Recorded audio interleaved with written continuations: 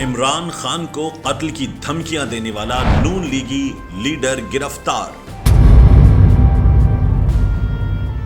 سابق وزیر اعظم عمران خان کو قتل کی دھمکیاں دینے کے الزام میں نون لیگ کے سابق وائس چیئرمین حافظ آباد رائے قمر کو گرفتار کر لیا گیا ہے۔ ایک جلسے میں رائے قمر نے عطا تارڑ اور سائرہ افضل تارڑ کی موجودگی میں تقریر کرتے ہوئے کہا کہ عمران خان کہتا ہے اس پر حملہ رانا ثناءاللہ اور شہباز شریف کے حکم پر کیا گیا۔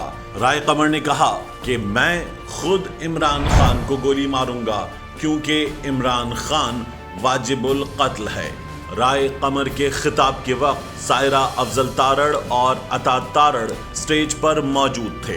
وزیر اعلیٰ پنجاب چودھری پرویز الہی نے عمران خان کو دھمکیاں دینے کے واقعے کا نوٹس لیتے ہوئے آئی جی پولیس سے رپورٹ طلب کی اور فوری قانونی کارروائی کا حکم دیا۔ چودھری پرویز الہی نے اپنے ایک بیان میں کہا کہ قتل کی دھمکیاں دینے والے کو قانون کی گرفت میں لایا جائے۔ عمران خان کو دھمکیاں دینے والے کے خلاف بلا امتیاز قانونی کارروائی کی جائے گی۔ کسی کو قانون ہاتھ میں لینے کی اجازت نہیں دی جا سکتی۔